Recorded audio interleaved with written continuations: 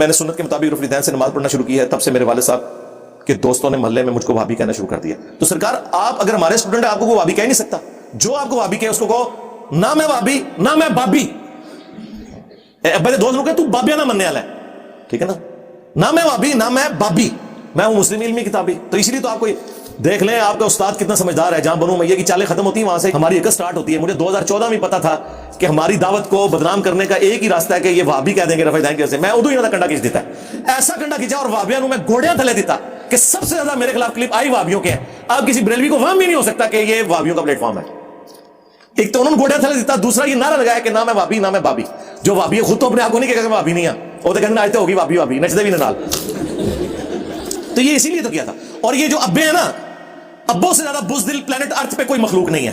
سب سے بزدل مخلوق، دنیا داری والی مخلوق ابے ہوتے ہیں۔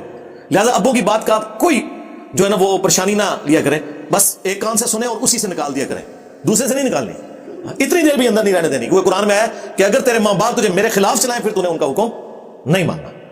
یہ بزدل ہوتے ہیں، دنیا دار ہوتے ہیں، اور یہ اتنے بے شرمی میں اتر آتے ہیں کہ بے نمازی کبھی بھی، یعنی اگر آپ کی اولاد بے نمازی ہے تو کوئی آ کے محلے کا بابا شکایت نہیں کرے گا کہ آپ کا بیٹا نماز کیوں نہیں پڑھ رہا، لیکن رفع الیدین شروع کریں تو بے نمازی بھی آ کے سمجھائیں گے کہ اینو کیا ہو گئی۔ تو اپنے ابوں کو بتائیں کہ تمہارے دوستوں کی گمراہی کے لیے اتنی کافی ہے کہ وہ خود تو نماز نہیں پڑھتے، میرے بارے میں یہ باتیں کر رہے ہیں۔ اگر بے نمازی آپ کو آ کے بتا رہے ہیں نا کہ میں گمراہ ہوں تو سمجھ لیں کہ میں حق پہ ہوں۔ اور دوسرا آؤ پھر ایک میدان جے کھولو، عبد القادر جیلانی جیسے نام نہیں ہے تو 11ویں کھاندے رہے، انہیں کے نماز کا طریقہ لکھا ہے، انہیں تو طالبین نہیں۔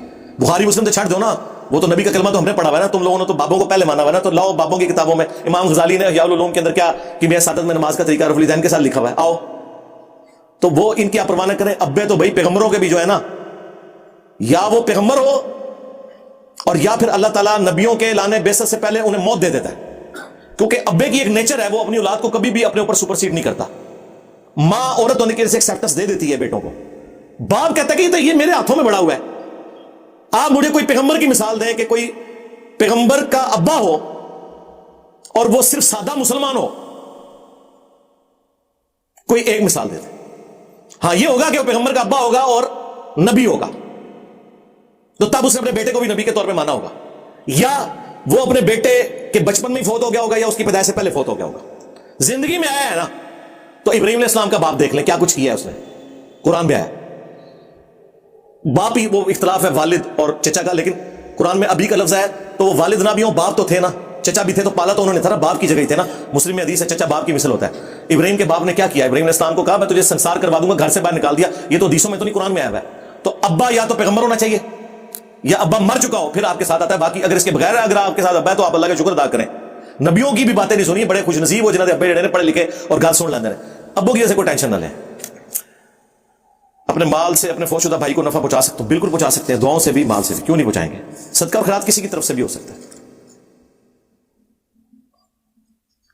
یہ کیا لکھا ہے؟ میت والے دن کھانا دینا، ٹھیک ہے، جو لوگ دور دراز سے ہیں انہیں کھانا دیں، کھانا تو دینا بنتا ہے نا۔ ایک بندہ اب دوسرے شہر سے ٹریول کر کے آپ کے پاس آیا تو ظاہر ہوٹلوں میں تو نہیں جا کے اس نے گندا کھانا کھانا، تو اس میں کوئی مسئلہ نہیں، بلکہ کھانا دینا چاہیے۔ اس گھر میں تو چولہا بھی نہیں جلنا چاہیے، محلے والوں کا کام ہے کہ وہاں پہ کھانا ان گھر والوں کو بھی دیں، اور جو 3 دن تک سوگ سنت ہے اس دوران جو لوگ وہاں پہ آئے ہوئے ہیں ملنے ملانے کے لیے انہیں وہ کھانا دیں۔ نماز جنازہ میں رفع الیدین کر سکتے ہیں نہیں، سنت ہے۔ یہ مفتی تقی عثمانی صاحب کے حوالے سے ویڈیو ریکارڈ ہوگی نا، دیکھ لیں، نماز جنازہ کا طریقہ بیان کر دیا۔